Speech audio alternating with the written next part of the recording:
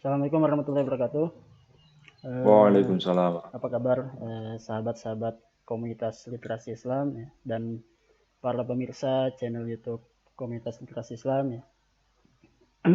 Seperti yang sudah kami informasikan ya, pada hari ini kita akan menyajikan suatu perbincangan ya terkait suatu topik ya, yang berkaitan dengan negeri ini juga ya, yaitu terkait dengan proyek strategis nasional. Jadi ini adalah suatu program yang dicanangkan oleh pemerintahan Presiden Joko Widodo ya, sudah sejak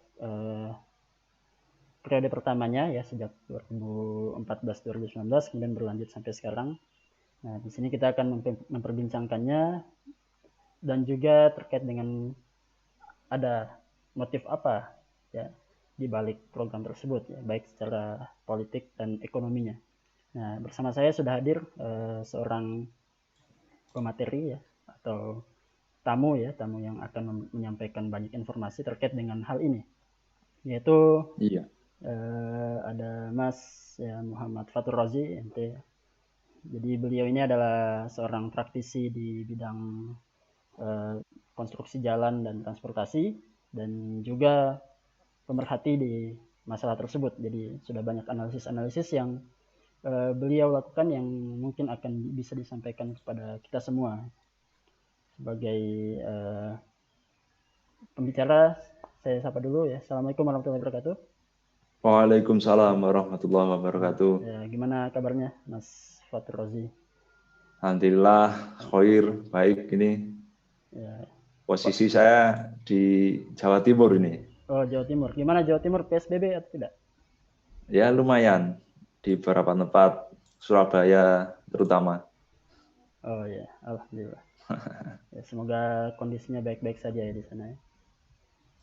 Sip, sip, sip, sip.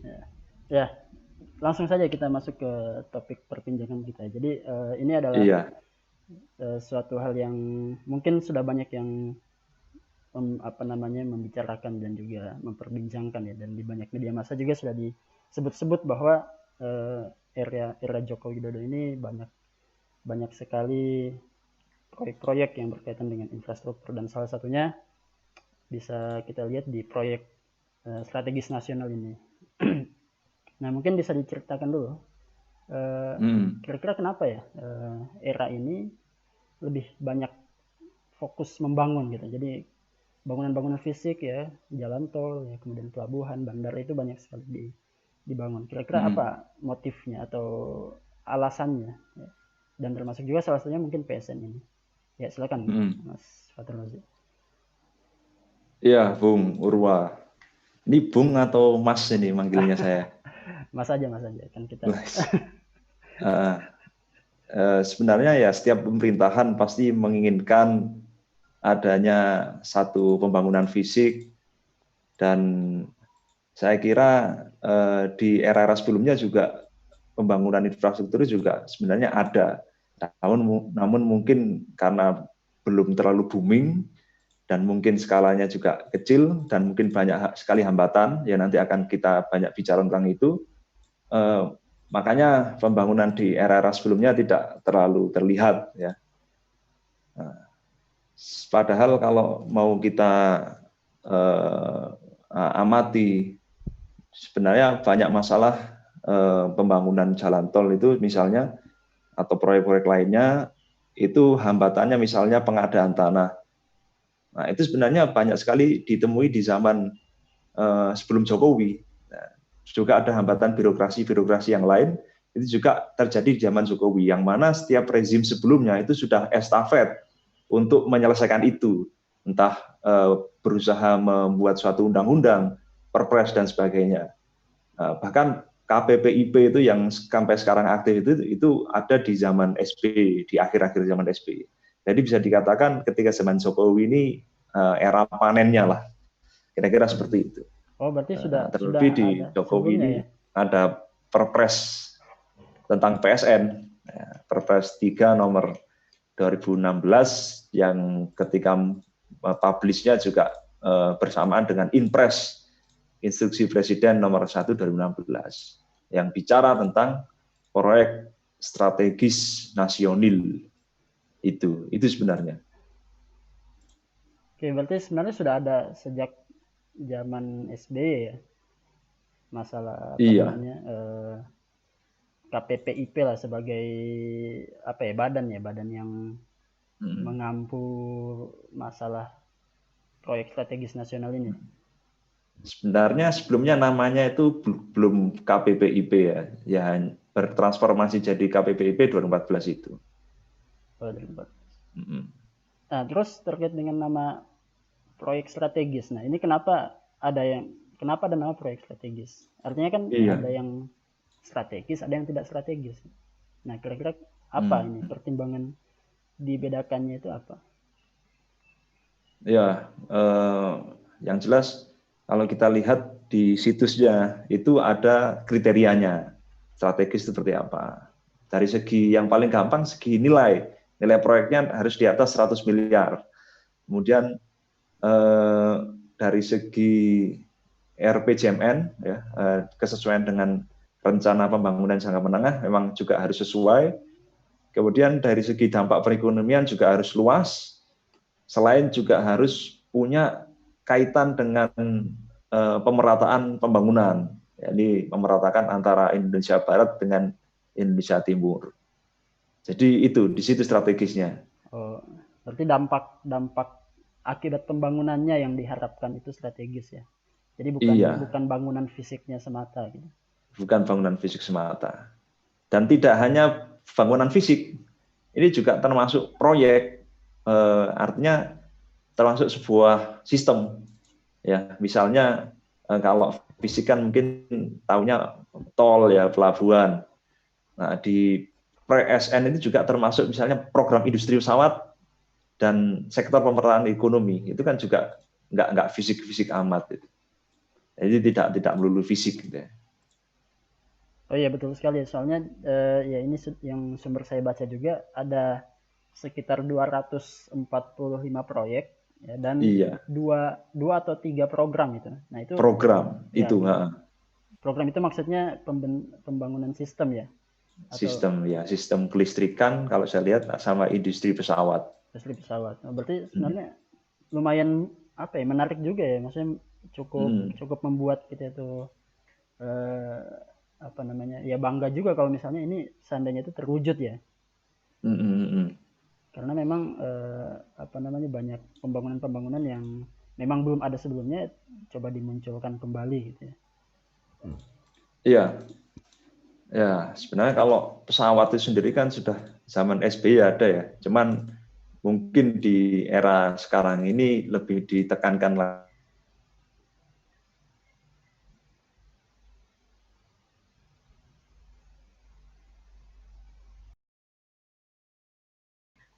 Iya, jadi ketika proyek strategis nasional ini dicanangkan, memang punya nilai tawar politik yang bagus ya.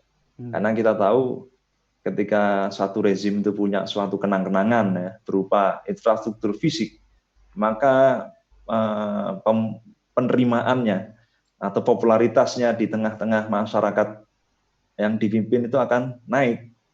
Nah, jadi dimanapun pasti seperti itu pemerintahan pasti ingin pembangunan itu sangat sangat masif sehingga dapat dikenang oleh generasi setelahnya. Jadi Dan secara ini politik juga bagus, ya secara fisik terlihat juga ya. terlihat ya.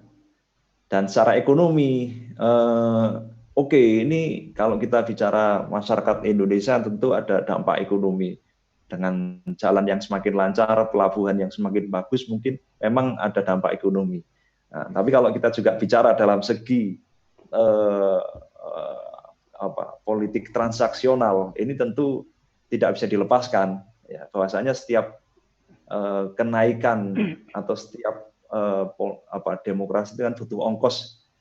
Nah, jadi salah satu cara untuk mencari rente adalah dengan membuat proyek. Dan saya kira itu sudah jamak fenomenanya di negara-negara lain, terutama di negara berkembang. Jadi seperti itu. Oke. Dan mungkin juga ini jadi apa namanya? Jadi dagangan pada saat masa kampanye juga kali ya.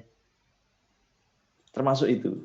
di Nawacita ada di poin 6 kalau nggak salah itu membangun meningkatkan produktivitas rakyat, termasuk ada detailnya itu jalan sekian ribu kilometer, pelabuhan sekian, itu ada di kampanyenya memang.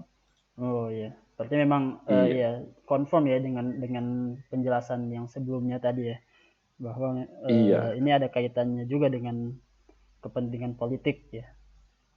Dan iya, memang polanya yang mungkin dalam dunia demokrasi seperti ini eh, sangat apa namanya sangat menjadi barang jualan lah ya, barang dagangan yang sangat sangat laku lah mengenai pembangunan ini. betul, betul. Kalau dari sisi perencanaan ya, sebagai Iya, seorang apa namanya ya insinyur lah ya, yang paham secara perencanaan teknis ya maupun mungkin dampak ekonomi yang diharapkan, bagaimana Anda melihat PSN ini? iya. Kalau kemarin kan ada kritik dari Bank Dunia, dan tidak hanya Bank Dunia, banyak dari pengamat internasional dari segi manajemennya, dari segi pengadaannya. Pengadaannya terlalu didominasi oleh BUMN, sedangkan kita tahu BUMN ini adalah anak emas, adalah kaki tangan dari pemerintahan, dan artinya potensi check and balance ini akan berkurang, Ya. sehingga potensi untuk cari-cari rente itu akan semakin besar. Jadi dari segi itu dikritik, termasuk juga dari segi pembebanan hutang kepada BUMN, apalagi BUMN karya itu akan semakin besar. Bisa kita lihat dari angka debt to equity ratio dari tahun 2011 dibanding pada tahun 2017, menurut data dari analis S&P itu naik 5 kali lipat. Itu hutang-hutang BUMN karya. Nah, ini Akibat juga tidak pembangunan sehat ini. kan? Iya, karena adanya proyek yang masif jor-joran ini, itu kan tidak sehat. Artinya pembebanan keuangan itu hanya terjadi di 1-2 entitas. Nah, Ya, ya. selain di satu sisi tadi secara rente ini sangat mudah sekali untuk dicari ketika pelaku proyeknya adalah BUMN. Bisa kita amati misalnya kritik dari Rizal Ramli. Ya, jadi pembangunan oleh BUMN ini yang terjadi adalah over borrow, over pricing ya. Jadi nilainya itu kadang markup, dan markupnya bisa sampai 20 hingga 30%. Dan over pinjam kan akhirnya, karena memang tadi proyek-proyek itu terkonsentrasi di 3, 4, 5 BUMN, tidak terpecah di swasta. Itu dari segi manajemen, dari segi delivery proyeknya. Kemudian dari segi perencanaan, jadi gini, sebenarnya problem kita dalam membangun itu sebenarnya masih ada di zaman Jokowi ini. Seperti kemarin ada pembebasan lahan yang memang sangat menghambat di era SBY ya. Itu sebenarnya masih ada sisa-sisa, termasuk problem birokrasi. Nah,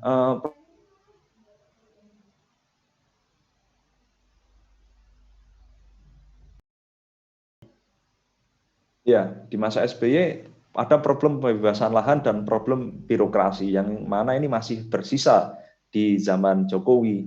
Nah, pada zaman Jokowi ini sedikit banyak penyelesaiannya adalah karakternya nabrak-nyabrak. Beberapa dokumen tidak diselesaikan dengan baik, beberapa birokrasi tidak dilakukan dengan baik. Maksudnya Banyak gimana dari tuh proyek itu, nabrak-nabrak? iya, misalnya AMDAL. Beberapa proyek itu bahkan tidak jelas AMDALnya. Saya pernah meninjau sebuah jalan nasional di Kalbar, itu tidak ada AMDALnya. Jadi jalan dibangun, termasuk jembatannya, termasuk kayaknya jembatan terpanjang di Kalimantan sepertinya, di Kapuas, Kabupaten apa itu saya lupa itu ya. AMDALnya tidak jelas. Padahal syarat untuk konstruksi itu harus sudah ada AMDAL. AMDALnya nggak ada. Itu Di kantornya PU Balai Jalan Nasional wilayah sana juga nggak ada, nggak megang. Kan ini aneh ya. itu kenapa tuh Termasuk AMDAL ya ditabrak itu seperti itu? Alasannya untuk apa? mempercepat, Oh, demi iya demi untuk supaya demi cepatnya cepat, ya pembangunan. untuk mempercepat. Kemudian ada contoh yang banyak juga di jalan tol, secara birokrasi dipercepat, perencanaannya pun juga dipercepat, konstruksinya pun juga dipercepat. Makanya tidak heran pada kurun waktu 2014 sampai 2016 saja itu sudah terjadi 16 kecelakaan konstruksi. Yang paling banyak dilakukan oleh Waskita Karya. Nah, kemudian dari segi ketika sudah jadi ya bisa kita lihat tol banjir. Ya, ini kan lucu sekali. Tol yang perencanaannya sangat mahal, konstruksinya juga mahal, kok bisa banjir. Kemudian ada yang ambles juga, terutama yang paling banyak itu di ruas Probolinggo, Pasuruan Probolinggo. Ada yang juga tanah ambles di Batang Semarang. Jadi macam-macam lah. Dari mulai problem birokrasi sampai problem teknis konstruksi ini ada semua gitu. Berarti sebenarnya ya tidak bisa dibilang lancar-lancar aja ya ini masalah percepatan pembangunan PSN ini ya. Iya. Oke.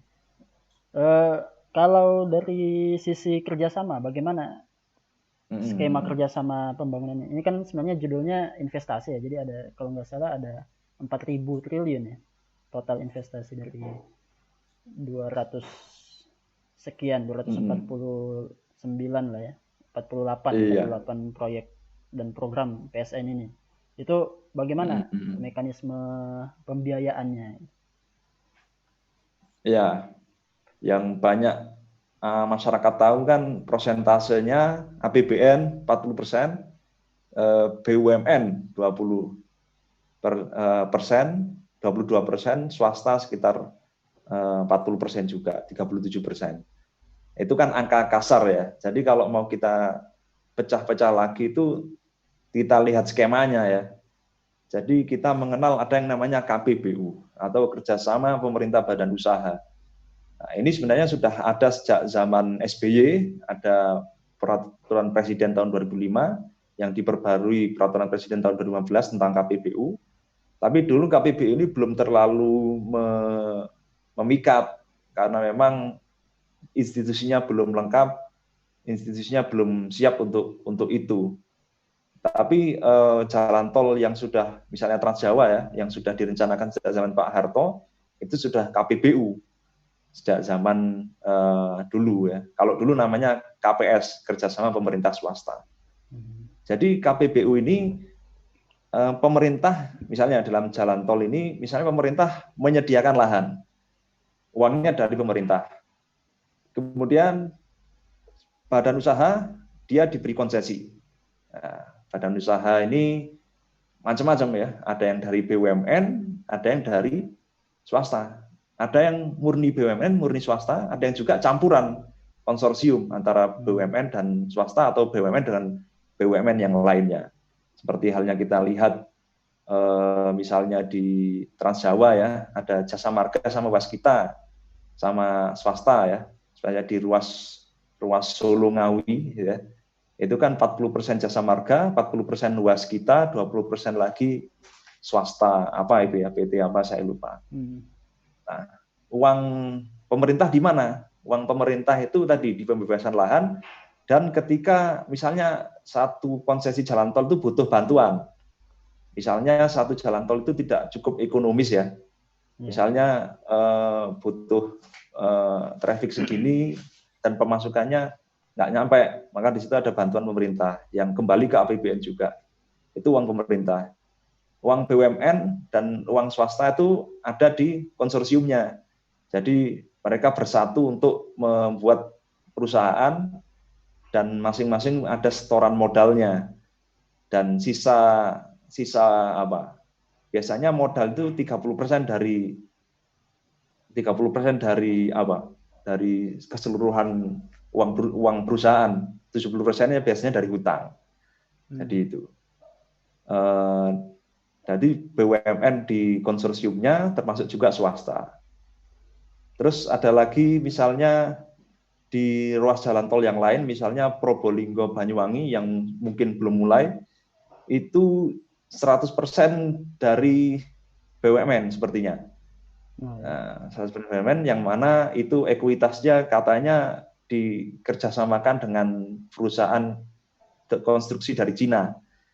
Nah, katanya itu disebut direct equity financing.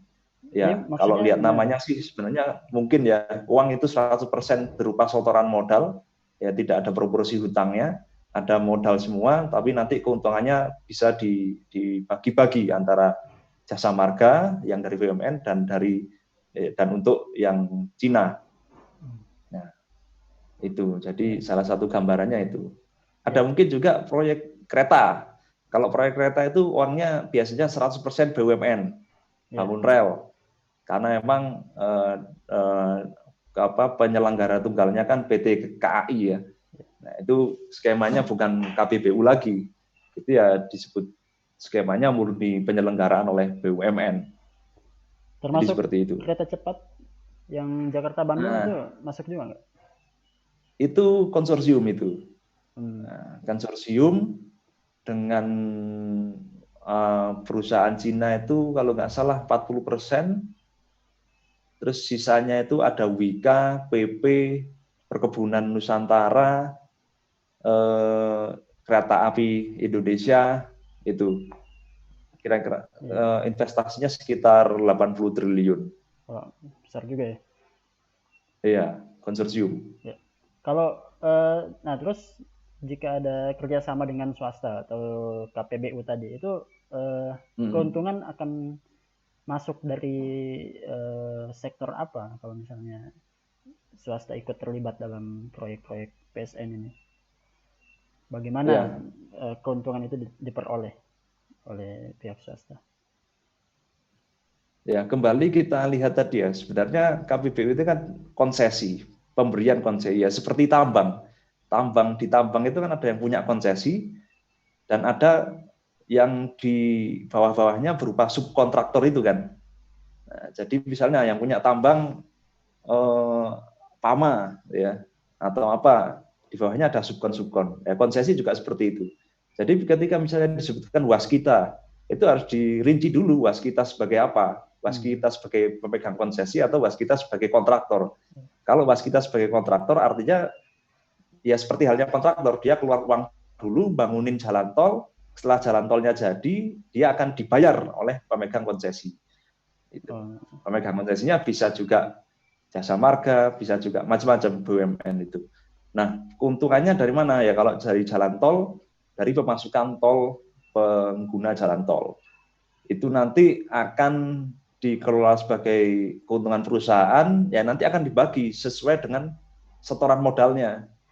Ya, tadi ada yang 40-20, ya, jadi sesuai dengan proporsinya. Sesuai dengan kontribusinya. Jadi seperti itu. Tergantung kontribusinya. Oke.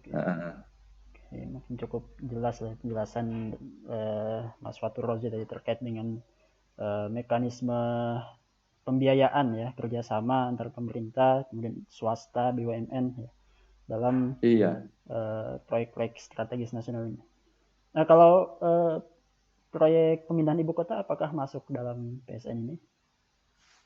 Itu masih digodok. Saya kemarin baca berita masih digodok dan undang-undangnya masih disiapkan. Artinya belum banyak progres mengenai IKN ini. Jadi rencana masuk proyek strategis nasionalnya ada, tapi masih digodok. Kemudian artinya ketika undang-undang ini belum ada anggaran juga untuk sekedar potong pita pun belum bisa. Ya. Jadi ketika kemarin ada orang nyinggung-nyinggung, dana pindah ibu kota APBN-nya 80 triliun, itu kenapa nggak dibuat penanganan corona? Ya karena belum dianggarkan, jadi 80 triliun itu belum ada di genggaman.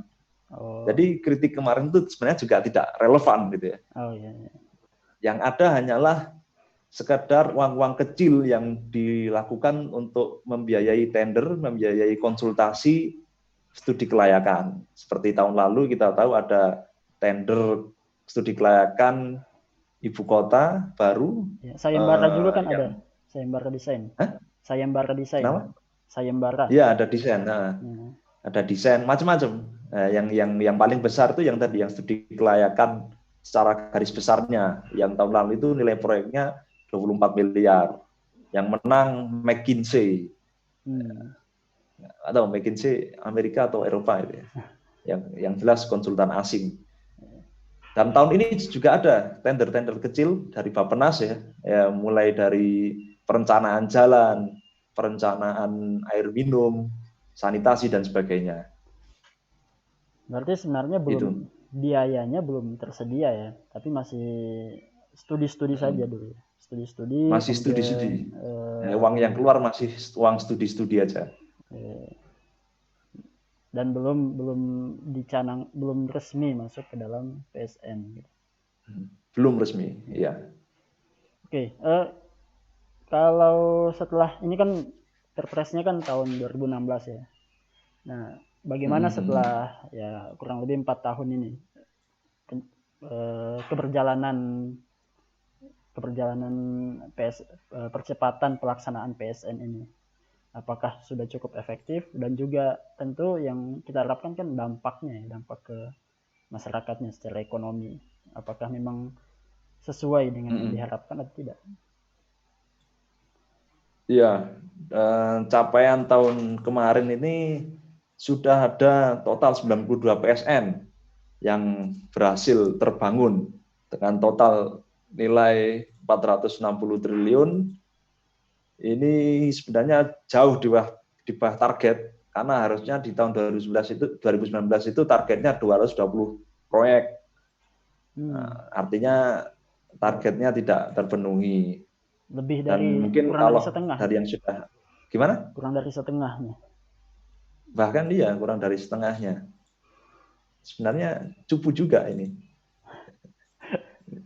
Cuman kan ya itu karena Pak Jokowi ini punya banyak corong, punya banyak speaker, sepertinya citranya juga mungkin masih terjaga ya. Oke. Ya, tadi dari dampaknya ya. Iya, dampak ekonominya gimana nih? Yang sudah ada misalnya jalan tol Trans Jawa. Ini kan yang paling terkenal ya. Yang bahkan sudah direncanakan sejak zaman Soeharto, artinya mangkrak selama 20 tahun lebih ya. Nah, ini kan seolah-olah Jokowi ini hebat sekali gitu ya. Tapi ya enggak juga seperti yang tadi saya katakan. Ini karena memang eranya panen saja. Nah, dampaknya belum terasa. Jadi mungkin jalannya ramai oleh mobil dan beberapa truk. Cuman jumlah truk yang lewat itu belum diharapkan sesuai dengan keinginan pemerintah. Jadi tol ini mahal, tol Trans Jawa ini. Truk nggak semua truk bisa mampu untuk membiayai untuk lewat jalan tol. Artinya apa? Artinya biaya logistik tidak berhasil ditekan. Padahal maksud Jokowi di awal itu untuk bangun kan untuk menekan biaya logistik, tapi ini gagal untuk direalisasikan. Nah, jadi ada itu beritanya itu. Jadi sekitar 60% atau berapa itu truk masih banyak yang lewat jalan nasional non tol gitu. Artinya industri kita masih belum dapat banyak suntikan, belum dapat banyak manfaat, sehingga kita merasakan ya misalnya harga-harga barang juga masih belum banyak turun ya. Pun juga investasi langsung juga belum banyak terjadi. Nah, artinya apa? Artinya ya itu tadi seperti yang tadi saya katakan, perencanaannya ini karena memang banyak yang ditabrak, banyak pemburuan rente, akhirnya akibatnya tol ini jadi mahal. Ya, sebagai contoh sebuah indikasi perburuan rente itu ada di tol Trans Jawa ruas Batang Semarang. Itu dulu pemegang konsesinya adalah satu PT swasta yang sudah memegang konsesi sejak 2006 kalau nggak salah. Namun swasta ini tidak bisa membangun karena terkendala pembebasan lahan. Sampai tahun 2013-14 ya. Sedangkan dia setiap tahunnya itu harus membayar biaya komitmen sekitar 10% dari nilai konsesi. Nah, artinya kan lumayan juga ya. Nah, tapi sampai tahun 2014-an belum juga tanah ini bisa dipakai untuk bangun jalan tol. Akhirnya pada saat tertentu swasta ini juga nggak kuat juga yang bayar biaya komitmen, yang ini kemudian jadi alasan untuk menendang si swasta ini. Ya kemudian digantikan oleh konsorsium Jasa Marga dan Waskita. Nah, Padahal si swasta ini dulu bisa membangun jalan tol itu cukup 7 triliun, Batang Semarang itu. Tapi dengan masuknya BUMN, pembangunannya jadi butuh 11 triliun.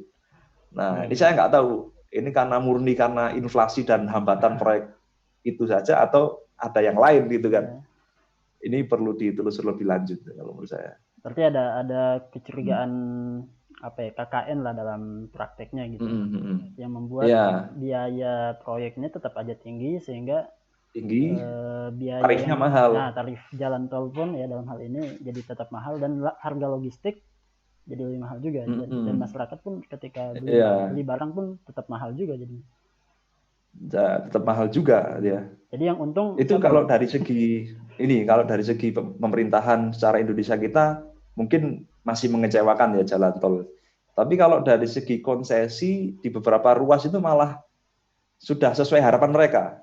Kalau dari segi pandangan bisnis satu persatu pengelola jalan tol ya, itu sudah masuk. Dibuktikan dengan apa? Dengan adanya tol yang laku dijual ke asing. Seperti kemarin kita dengar ada konsesi jalan tol Solo Ngawi, itu kan konsorsium tadi ya, Jasa Marga, Waskita, dan swasta 20%. Yang penyertaan sahamnya Waskita itu dijual, divestasi istilahnya. Nah, artinya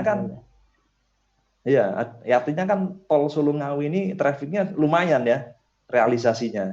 Meskipun memang secara biaya logistik belum bisa tertekan. Tapi secara bisnis ternyata ya oke-oke juga, buktinya bisa dijual. Kemarin yang beli itu adalah holding dari Hong Kong, Kings Road itu. Laku juga ternyata.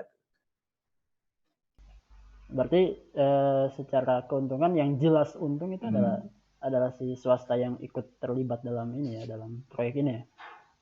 Nah, itu. Bisa dibilang dampak ekonominya malah pembangunnya. Nah, itu karena mahal dan truk tidak bisa lewat. Sedangkan mobil pribadi ini banyak lewat jalan tol Trans Jawa, padahal yang diharapkan banyak lewat tol kan ya tadi kendaraan logistik atau kendaraan barang. Ya. Ini menarik sebenarnya buat diulik lebih dalam lagi ya terkait dengan dampak ekonomi dari PSN ini, karena kan ini jor-joran sekali ya dicanangkan dan kemudian jadi istilahnya proyek mercusuar juga bisa jadi ya. Jadi kesuksesan era saat ini ya diperlihatkan dalam proyek-proyek ini. Oke, ya kita coba bicarakan hal yang lain. Bagaimana dengan serapan tenaga kerja dalam adanya PSN ini? Di tengah-tengah isu banyaknya tenaga kerja asing yang masuk ke Indonesia. Nah, bagaimana sebetulnya? Saya kira beragam ya. Kalau kemarin ada isu Cinaisasi, itu tidak semuanya seperti itu. Jadi kalau sekedar KPBU yang pada umumnya itu ya masih orang kita yang kerja, kuli-kulinya, direksinya, engineer-nya masih kita. Tol Trans Jawa ya, itu masih orang kita. Kontraktornya juga orang kita.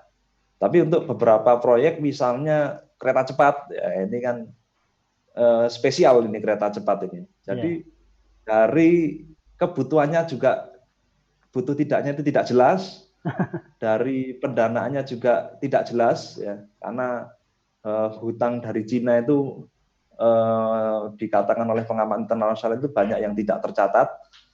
Kemudian dari tenaga kerja. Tenaga kerja banyak dari pemerintah yang dari kalangan elit, mereka tidak transparan. Padahal di sana ada sekitar 12.000 ya kalau nggak salah pekerja dari Cina di proyek kereta cepat ya.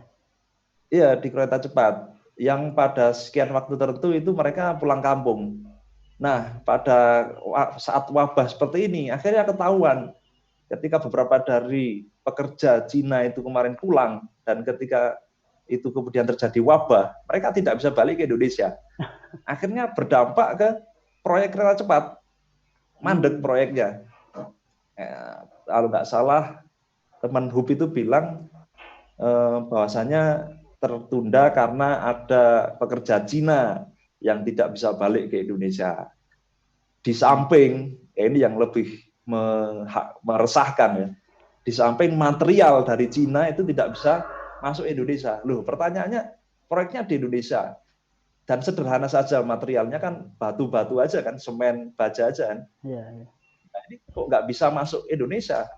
Kok bisa sampai sebesar apa skalanya? Kok bisa sampai mengganggu proyek kereta cepat? Nah, artinya kita bertanya, Iya, berapa ini tingkat kandungan dalam negeri proyek kereta cepat? Kok cuma masalah wabah saja bisa berhenti gitu kan? iya, iya. Nah, jadi di situ banyak sekali yang meresahkan sebenarnya. Karena kurang transparan ya intinya di situ ya. Iya, kurang transparan. Jadi kayak mungkin juga karena takut ya, mungkin takut diserang gitu ya, secara apa namanya, secara opini dari masyarakat juga Iya. ya.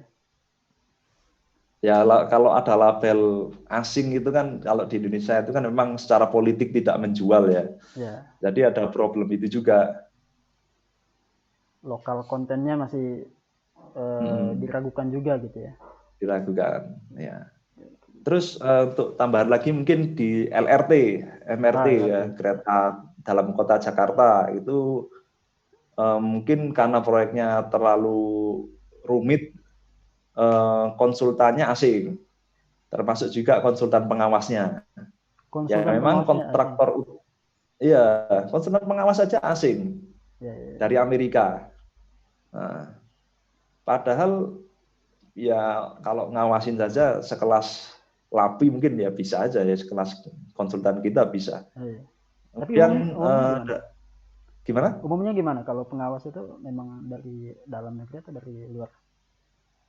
Enggak, maksudnya asing itu kan ya PT-nya, nama PT-nya tetap PT Indonesia. Cuman Oh, kan secara tertib intelektualnya kan asing. iya, iya. Oh, Nah, iya. apa sih lisensi, istilahnya itu kan lisensi itu. Iya.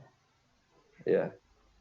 Jadi beragam, tidak semua itu penuh asing, juga tidak semua itu penuh dengan orang kita. Jadi Iya. itu. Berarti sebenarnya serapan tenaga kerja dalam negeri gimana? Secara umum bisa dianggap sukses meningkatkan lapangan kerja atau tidak PSN? Bisa, iya. Bisa. Memang meningkatkan lapangan kerja. Cuman kan ya tadi tidak full, apalagi kalau ditinjau dari aspek material, aspek bisnis usaha dalam negeri kita, dalam bisnis material, batu, semen itu kemudian di proyek kereta cepat ini cukup mengkhawatirkan. Berarti ada hal-hal yang sebenarnya seharusnya tidak perlu diimpor tapi masih saja Iya, diimpor gitu ya. Dan ini iya, dalam tanda kutip mencurigakan gitu ya. Ada apa nih? mencurigakan. Kenapa harus ngambil di luar? Ya kurang lebih seperti itu. Ya oke. Nah ini kan semenjak wabah COVID-19 ini kan ya banyak kegiatan terhambat ya, kegiatan apa namanya, perkantoran pun terhambat ya, sekolah juga. Nah bagaimana dengan pekerjaan PSN ini? Apakah eh, mungkin akan beda-beda ya setiap pekerjaannya, tapi secara umum ada dampaknya nggak? Ada. Jadi untuk beberapa konstruksi ini mandek karena ada peraturan dari Menteri PU. Nah, ada kok. Nah, kalau nggak salah itu peraturan PU baru kemarin Maret. Kalau ada yang positif ya di satu proyeknya bisa dihentikan. Terus apa ya? Ada ini. Kalau misalnya ada hambatan berupa akses ya, karena di beberapa jalan itu kan ditutup ya, sehingga ada kemungkinan material itu tidak bisa lancar untuk masuk ke proyek. Itu nanti ada semacam catatan, jadi ada semacam relaksasi lah untuk kontraknya itu, untuk tidak harus sesuai dengan schedule-nya. Oh, berarti Jadi sementara masih ada tadi itu arahan dari Menteri PU mengenai pembatasan sosial. berarti tidak dihentikan secara total juga ya, masih ada, Tidak total. ya masih ada kegiatan, tapi Mm-mm. jika ada yang positif maka Ya, maksimal akan dihentikan. iya. Terus yang lagi hangat juga itu ini, stimulus untuk yang megang konsesi, terlebih lagi konsesi jalan tol ya, karena kan sensitif ya. Pemasukan 1 bulan itu apalagi di awal-awal waktu itu kan sensitif kalau kita bahas secara teori value of money gitu kan. Nah, jadi ini masih dibahas ya untuk jalan tol ini karena traffic ini berkurang ya sampai 60%. Artinya pemasukan mereka juga berkurang dari BPJT, Badan Pengatur Jalan Tol, sedang menggodok sebenarnya untuk stimulus pebisnis jalan tol. Nah, karena apa? Karena pebisnis jalan tol ini kan memang proyek yang penuh dengan resiko, konsesinya juga panjang, modalnya juga besar ya, dan posisinya strategis untuk kelancaran infrastruktur, kelancaran pembangunan di Indonesia. Makanya perlu ada yang namanya stimulus. Jadi saya lihat ada semacam ketidakadilan. Ya, kalau bisnis besar ada stimulusnya, kalau bisnis kecil kayak kita ini UMKM jualan gambar, ini nggak ada stimulusnya. Jualan gambar itu gambar teknik maksudnya. Ya, padahal yang meramaikan jalan tol itu kan ya juga kita juga ya, orang-orang kita juga, ya, orang-orang yang memang meramaikan ekonomi. Jadi pendekatannya saya kira harus diperimbang. Ya, selain menstimulus pebisnis jalan tol, saya kira juga harus menstimulus orang-orang kita. Ya, kalau kita lihat di luar negeri yang berhasil menangani wabah, ya, di Korea, di mana ya itu, yang tes itu dilakukan secara serentak, juga ada bantuan turun ke warga, itu saya kira bagus juga untuk dilakukan sehingga warga tetap aman secara kesehatan, secara bisnis jalan tol juga aman gitu kan. Ya itu yang termasuk dalam 400 sekian triliun ya untuk stimulus bantuan penanganan COVID ya. Karena kan bukan. Oh, beda lagi. Kalau 400 itu kan lebih ke sosial masyarakat. Oh, itu kalau itu di luar bantuan itu untuk di luar itu masih dipikirkan kan dan masih digodok. Oh, masih digodok. Belum ada angkanya. Oh, oke. Dan itu khusus ya, biasanya tidak melulu berupa fresh money ya. Biasanya kadang berupa pemanjangan masa konsesi. Ya. Jadi daripada pemerintah keluar uang di masa-masa sekarang yang mana beban negara ini sudah berat, stimulus yang paling bisa dilakukan pemerintah paling cocok yaitu perpanjangan masa konsesi. Itu. Oh ya, berarti tidak ini ya, bisa jadi berupa keputusan atau kebijakan ya yang melonggarkan lah ya untuk bagi para pemegang proyek ya. Oke. Nah, kalau misalnya ini kan banyak opini ya yang mengatakan bahwa apakah betul proyek-proyek yang dikerjakan di era Jokowi ini sejak periode pertama mungkin itu apakah memang lebih menguntungkan asing atau sama-sama untung atau lebih untung kita? Nah, yang mana nih? Ini sekalian meluruskan juga nih, opini yang berkembang di masyarakat. Yang jelas menguntungkan konco-konconya rezim, itu jelas karena banyak konco-konconya itu yang bertengger di komisaris BUMN dan BUMN karya, gitu ya. Dan belum lagi bicara masalah dapat rente itu. Belum lagi bicara masalah kontraktor-kontraktor yang mengerjakan. Nah, itu BUMN juga dan ada mungkin swasta juga yang bisa jadi sangat mungkin itu adalah kontraktor konco-konconya juga.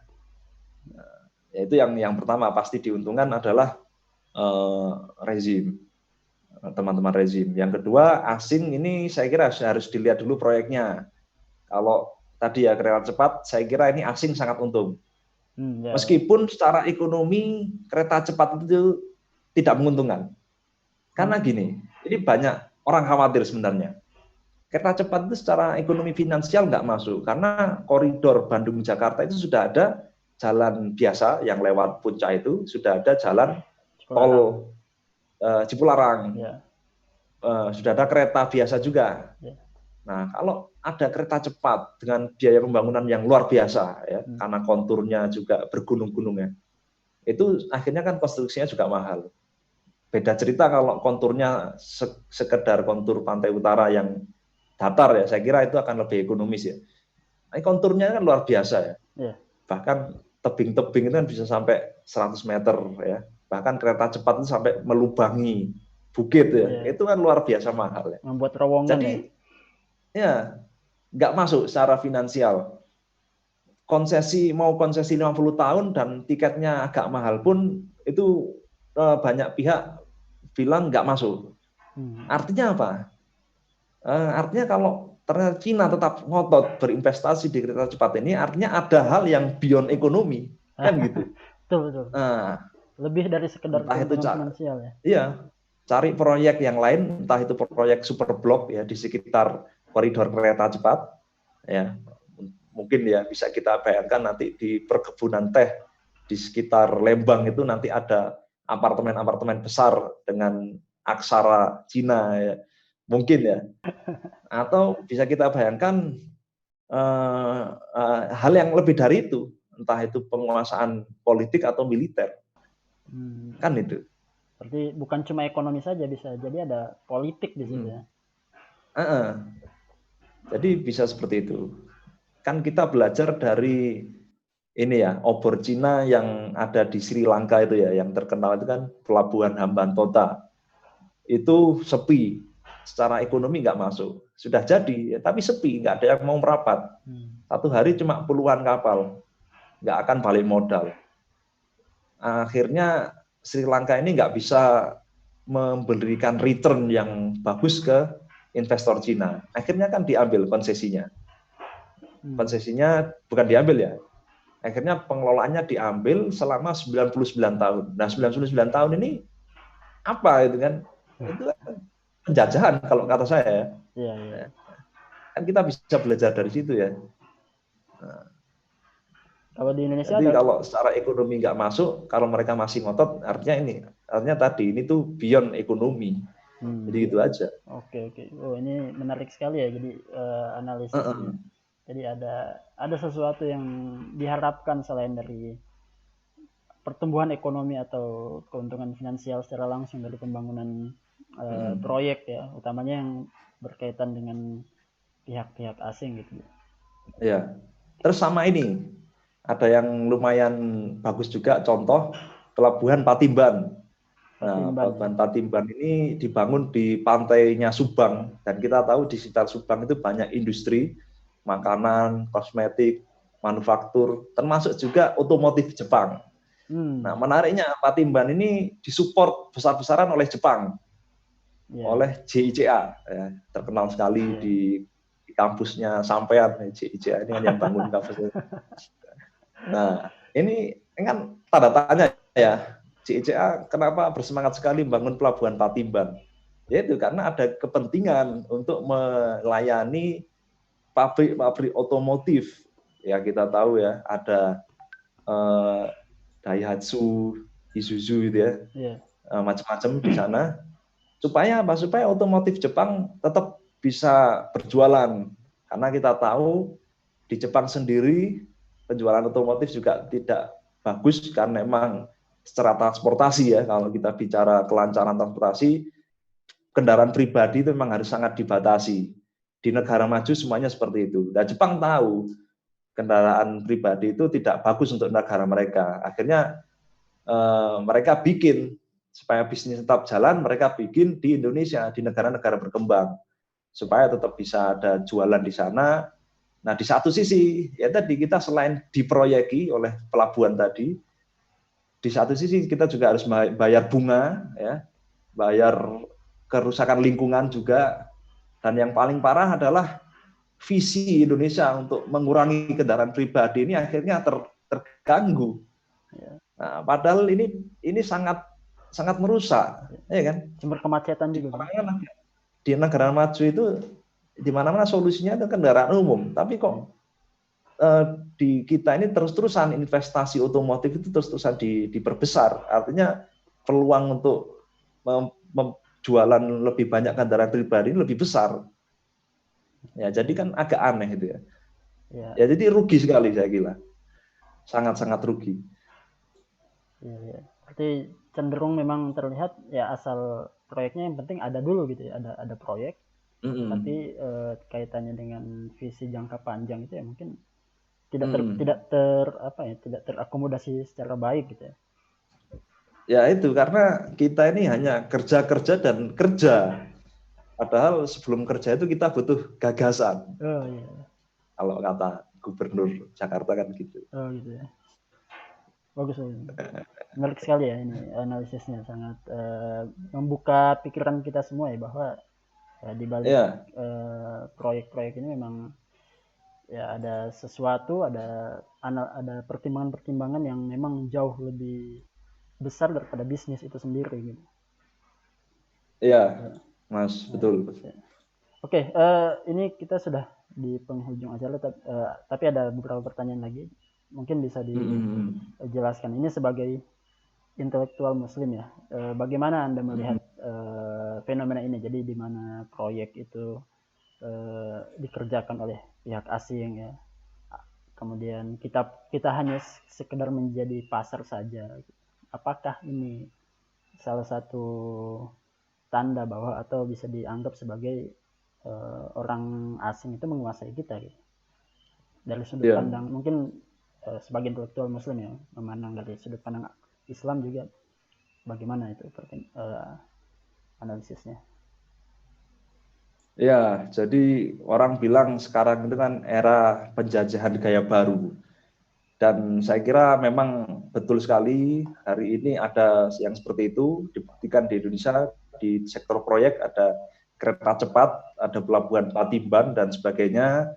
Kita memang tidak terjajah secara fisik, tapi kita sedang terjajah secara ekonomi.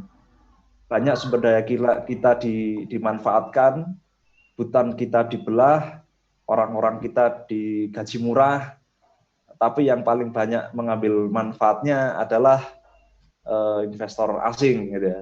Jadi memang ada penjajahan gaya baru. Dan saya kira untuk kedepannya, saya kira tidak hanya soal problemnya tidak hanya orang saja, tidak hanya ganti pemimpin saja. Ini saya kira ini masalahnya sistemis. Ya. Jadi untuk mencegah adanya model-model seperti ini, kita pertama harus punya kedaulatan. Kalau Ya. kita punya kedaulatan, artinya kita bisa menentukan visi negara kita sendiri. Bukan bukan visi yang dicampur-campuri oleh visi negara lain. Yang kedua, kita juga mesti punya mindset syariah, ya. Karena di dalam syariah pasti ada keberkahan. Kita melihat betapa adanya riba, ya, adanya pembangunan jalan tol yang nyicil-nyicil ini kan ternyata juga nggak bagus ya. Ya. Ketika masa COVID ini akhirnya juga gimana cara nyicil pembangunan jalan tol nggak bisa ya. Nah, jadi harus ada sebuah mindset raksasa yang diterapkan di satu masyarakat di negara kita, bahwasanya proyek dan infrastruktur itu ada untuk mendukung proyek kesolehan sosial, Ya. tidak hanya untuk mendukung pembangunan ekonomi. Dan saya kira kedepannya ya, ketika masyarakat sudah punya mindset seperti itu, artinya landscape politik kita akan sangat berbeda, perburuan lintik akan semakin berkurang ya karena orang semakin sadar syariah, dan juga landscape pergerakan warga kita juga akan semakin berubah. Jadi kalau sekarang misalnya Riwa-Riwi Malang Surabaya ini 1.000 mobil, itu kenapa? Ya karena kan macam-macam ya, ada orang yang pelesiran, ada orang yang wisata, ada. Padahal kalau ekonomi itu merata ya kan, dibangun dengan mindset syar'i, ekonomi itu merata, kemudian orang itu tidak banyak pelesiran, artinya kan jalan yang ada sebenarnya sudah cukup ya. Tidak perlu sampai maksa-maksakan membangun infrastruktur yang lain. Ya. Betul, betul. Jadi dengan gaya hidup yang minimalis, Hmm. akhirnya kebutuhan energi akan minimal dan termasuk pembangunan infrastruktur akan minimal. Jadi saya kira ini akan topik yang panjang, tapi yang jelas mindset syar'i itu saya kira akan bisa menjadi solusi bagi negeri kita. Itu. Berarti penting juga ya adanya edukasi ya kepada masyarakat untuk supaya istilahnya demand terhadap infrastruktur itu ya tidak perlu sampai seperti ini. Jadi kita ingin bangun banyak tapi tidak punya dana, sehingga jadilah mengambil pihak-pihak di luar kita untuk mempunyai peran besar dalam pembangunan di dalam negeri, seperti itu mungkin. Iya. Ya, jadi ya itu memang luas sekali mindset syar'i ini, pengaruhnya memang sangat luas itu. Ya, karena emang mengatur masalah individu, masyarakat dan negara juga ya. Ya, memang seperti itu. Dan apakah di dalam Islam punya arahan ya dalam hal pembangunan? Apakah memang Islam itu punya semacam panduan gitu ketika kita ingin bangkit, ketika negara ini ingin bangkit dengan cara Islam, bagaimana dalam hal pembangunan gitu? Ya, pertama tadi ketika dikatakan harus mindset syar'i, artinya kan tadi gaya hidup masyarakat berubah, tujuan negara pun saya kira juga tidak sengawur sekarang ya. Jadi masyarakat bernegara itu bukan sekedar untuk kesejahteraan umum atau cerdas-cerdasan saja, tapi juga untuk mewujudkan keberkahan, untuk menggapai ridho Allah. Nah, artinya segala macam infrastruktur harus diarahkan ke sana, pun juga pembangunannya. Jadi pembangunannya pun tidak boleh riba, juga tidak ada boleh penguasaan asing. Kemudian dari segi kesulitan yang akan dihadapi saya kira akan jauh berkurang karena warga akan semakin banyak sadar tentang pentingnya visi bernegara ya. Jadi ketika mindset syar'i ini dipahami bersama, maka perasaan bernegara itu akan lebih melekat, sehingga proyek-proyek infrastruktur saya kira akan lebih mudah dan saya kira tidak akan ada campur tangan asing di sana. Nah, sehingga dari situ infrastruktur akan lebih mudah dilaksanakan dan pada gilirannya akan meningkatkan kesejahteraan dan yang lebih penting adalah meningkatkan kedaulatan. Jadi akses-akses ke pelosok-pelosok itu akan kemudian diperhatikan karena pelosok-pelosok itu perbatasan kita, sedangkan di dalam Islam itu kan yang namanya perbatasan harus betul-betul dijaga. Jadi saya kira kilasnya seperti itu. Ya, menarik tadi yang disebut oleh Mas Fathul Rozi bahwa pembangunan itu harus berbasis pada keberkahan ya. Jadi tidak seperti sekarang yang pembangunan itu ya fokusnya kepada peningkatan ekonomi atau pertumbuhan ekonomi, pemerataan ekonomi. Jadi semuanya digantungkan kepada angka-angka ya pertumbuhan ekonomi saja gitu. Tapi ya tetap harus memperhatikan keberkahannya ya, mulai dari sejak melaksanakan proyeknya sampai juga tujuan dibuatnya suatu pembangunan itu sendiri mungkin.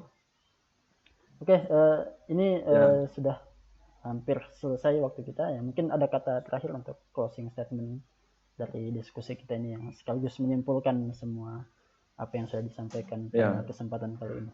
Silakan. Ya, kesimpulannya kita tidak cukup hanya modal kerja-kerja saja. Kita butuh lebih dari itu, kita butuh gagasan, dan gagasan yang paling dibutuhkan tidak hanya gagasan tentang visi negara kita, tapi juga bagaimana kita punya mindset yang benar dulu dalam mengatur Indonesia. Karena dengan adanya gagasan yang sudah ada sekarang ini ya, yang mungkin bahkan tanpa gagasan, kita hanya akan jadi negara yang kacung, kita hanya berdiri di bawah visi negara lain. Nah, kita hanya akan menonton kapal-kapal asing lewat, tapi kita tidak punya kewibawaan di sana, kita tidak ada manfaat dari sana. Nah, yang kita inginkan kapal asing itu lewat dengan menunduk di perairan Indonesia, atau bahkan kita hadang, ya, kita hadang kapal-kapal asing itu. Jadi yang paling utama ya sebelum kita bicara infrastruktur, saya kira adalah suprastruktur. Jadi pemikiran-pemikiran yang digunakan atau nidom yang benar, yang memang itu kalau tadi diskusi kita adalah bersumber dari syar'i, mindset syar'i, politik syar'i, ekonomi syar'i inilah yang harus diutamakan lebih dahulu. Karena dengan mindset-mindset seperti ini, pembangunan akan terarah dan kedaulatan akan bisa kita wujudkan. Itu saya kira. Oke, ya menarik sekali ya diskusi kita pada sore hari ini. Memberikan banyak insight baru, banyak wawasan-wawasan baru terkait dengan dunia nasional ya, terkait juga dengan lebih khususnya pada masalah proyek-proyek pembangunan ya, proyek strategis nasional ya. Oke, saya rasa kita sudah cukup waktu untuk berdiskusinya ya. Terima kasih banyak kepada Mas Fatur Rozi ya atas segala ilmu yang disampaikan ya dan informasi-informasinya. Semoga dapat memberikan pemahaman yang baru pada diri kita ya, dan juga utamanya pada para pemirsa channel YouTube Komunitas Literasi Islam ya, yang utamanya banyak anak muda ya di sini ya yang menyaksikan video ini. Semoga bisa menjadi bekal ya kedepannya sebagai calon-calon para pemimpin bangsa di masa yang akan datang ya. Terima kasih saya ucapkan ya, saya Urwatul Huska beserta tim Komunitas Literasi Islam undur diri. Tetap sehat, tetap semangat ya, selamat menjalankan ibadah puasa dan salam literasi Islam. Assalamualaikum warahmatullahi wabarakatuh. Waalaikumsalam warahmatullahi wabarakatuh.